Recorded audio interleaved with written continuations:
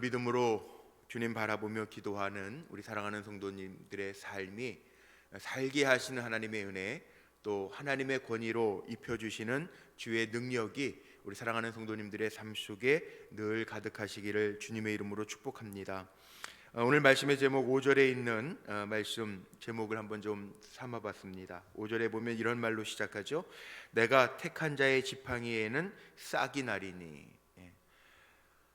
아론의 쌍난 지팡이를 이야기하는데 이 말씀 좀 제목 삼아서 함께 은혜를 좀 나누겠습니다.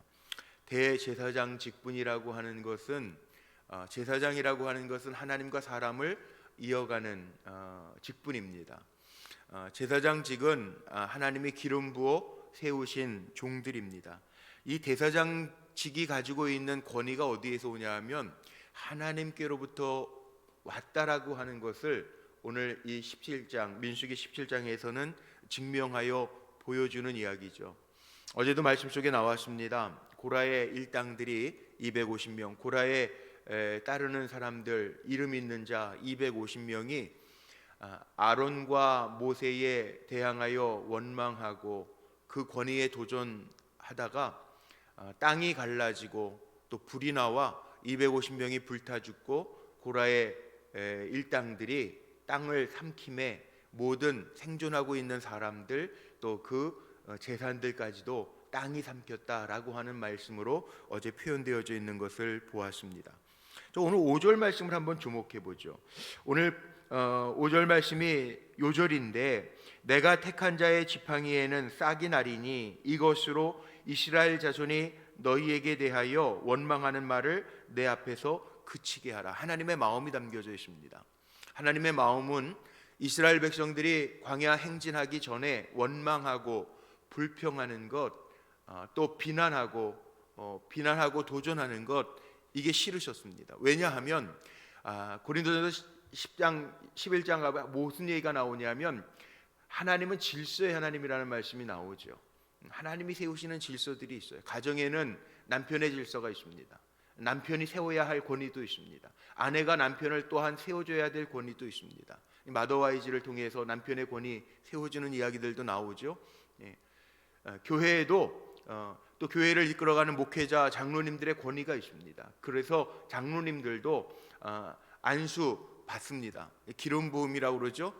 장로님들도 우리 감리교회에는 연급이 있어서 장로를 세운 다음에 바로 안수받는 것이 아니라 1년차, 2년차 지나면서 진급을 하고 안수를 받습니다. 기름 부음 받은 종이라는 거죠. 하나님의 세우신 권위로 세워진다는 거예요. 사람들이 도전을 합니다. 그런데 그 권위가 하나님께로부터 나왔다라고 하는 것을 보여주는 거예요. 이것으로 이스라엘 자손이 너희에 대하여 원망하는 말을 내 앞에서 그치게 하라. 이 고라 자손뿐만이 아니라 고라의 일당들뿐만이 아니고 계속해서 이 권위에 대한 도전들은 오늘날도 있습니다. 오늘날도 있잖아요. 권위에 대한 도전들이 있어요. 원망하는 사람들이 있어요. 불평하는 사람들이 있어요. 더군다나 요즘 같은 경우에는요, 웬만하면 잘 존경도 안 해요. 예전에는 선생님들 그러면은 그림자도 사실 안 밟고 다녀야 되는데 선생의 권위도 다 요즘에 떨어져서 선생님들도 힘들다고 그래요. 물론 스스로 낮춘 이유도 있을 겁니다. 분명히 있죠. 목회자들도 마찬가지예요. 스스로 낮춰진 권위들이 있어요. 잘못해서. 그러나 이 권위라는 게 정치적인 지도자들도 말할 것도 없고요. 권위라는 게 잘 스스로 세워가는 것도 정말 중요해요. 거룩하게 또 흠없게 잘. 어제도 제가 말씀드렸죠. 훅가지 않게 정말 정결하게 살아야 되죠. 여기 그런 이유들도 있더라고요. 성경에 보니까 이 지팡이라는 말이요, 히브리 원어를 찾아보니까 마토트라고 하는 단어를 쓰더라고요. 마토트. 히브리어가 좀 어렵긴 한데 마토트. 이게 무슨 말이냐 하면 지파라고 하는 의미도 담겨져 있고요. 지도자의 지팡이라는 뜻을 가지고 있다는. 지도자에게는 지팡이, 모세의 지팡이, 권위를 상징하는 거죠. 지도자의 지팡이라는 의미를 가지고 있어요. 그래서 3절에 보니까 이런 말이 각 수령의 지팡이 하나씩은 있어야 할 것임이니라. 이 지팡이는 노인들이 몸을 지탱하기 위해서 짚는 지팡이가 아니라 권위의 지팡이라고 하는 의미를 가지고 있다는 거예요.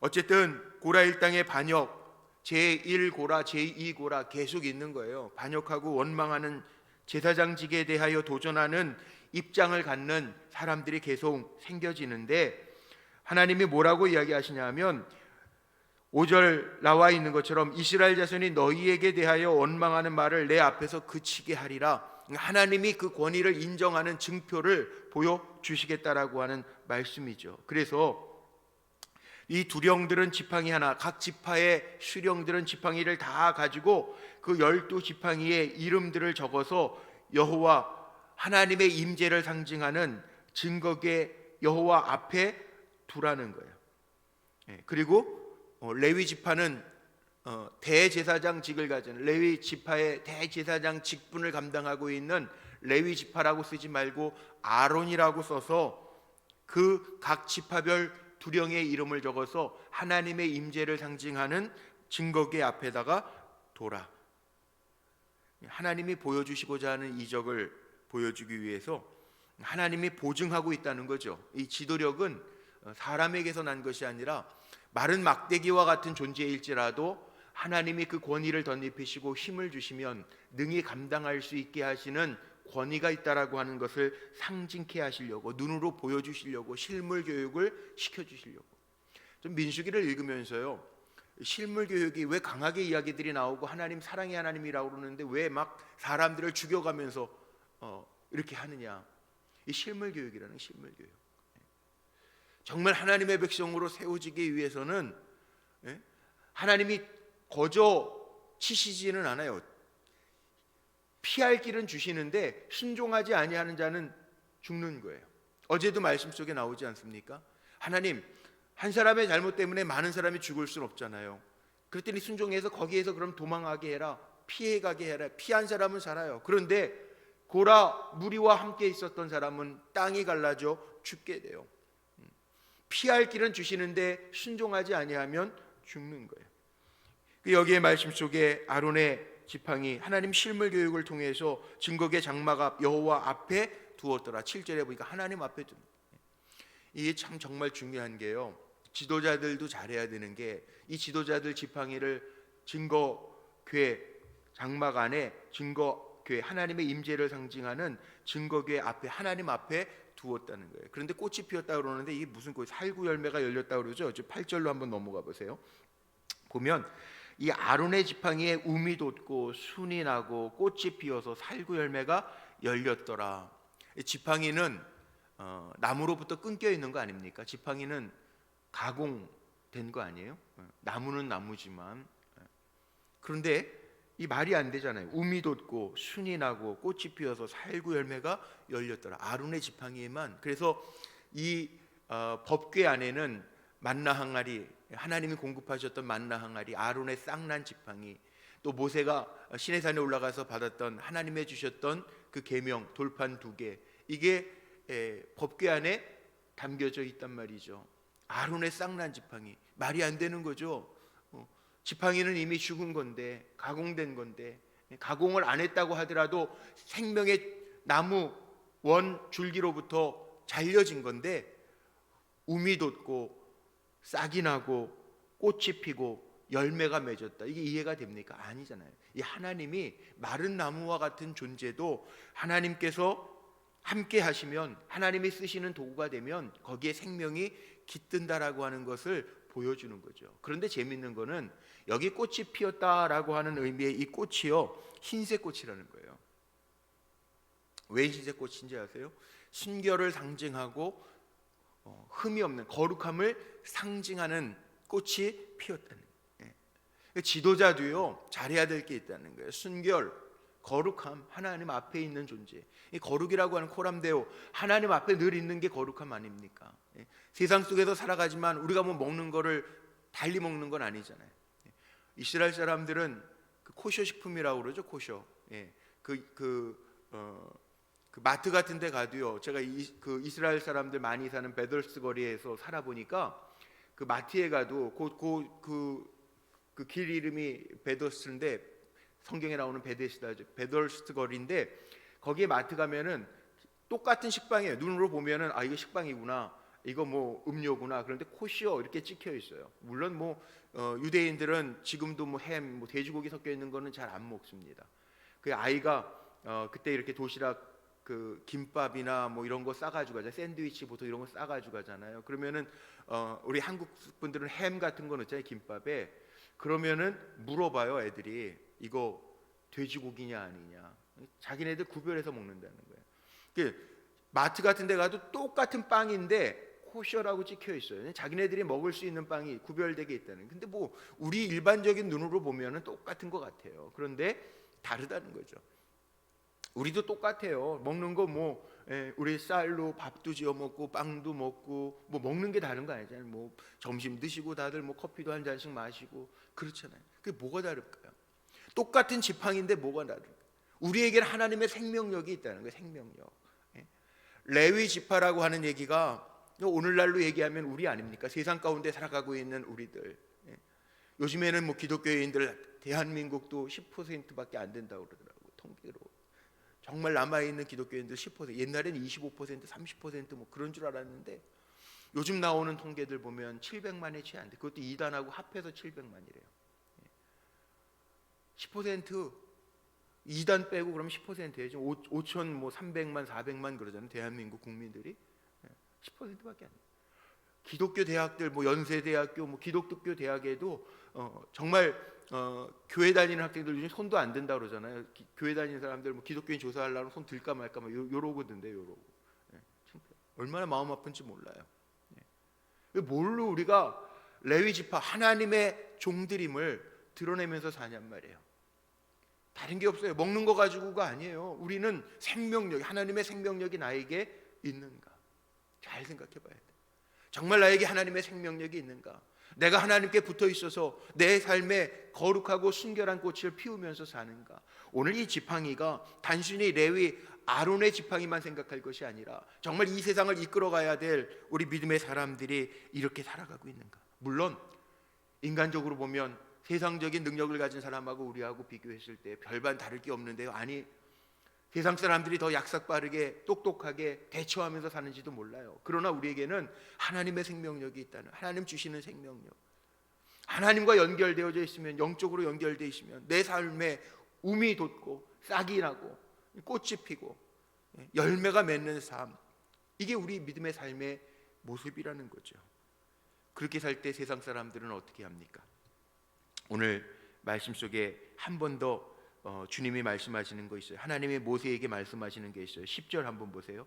여호와께서 또 모세에게 이르시되 아론의 지팡이는 증거계 앞으로 도로 가져다가 거기 간직하여 반역한 자에 대한 표징이 되게 하여 그들로 내게 대한 원망을 그치고 죽지 않게 할지니라.